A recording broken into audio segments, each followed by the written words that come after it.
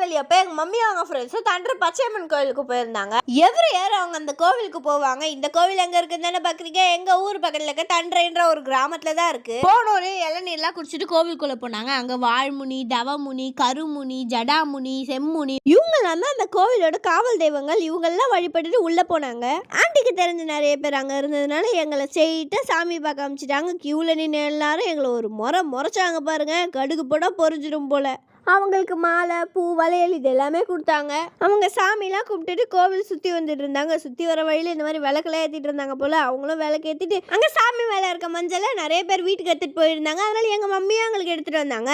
அவங்க சாமியெல்லாம் திருப்தியாக கும்பிட்டுட்டு சுற்றி வர வழியில் பார்த்தா ஒரு அரசு மரத்துக்கு கீழே நாகாத்தம்மன் இருந்தாங்க.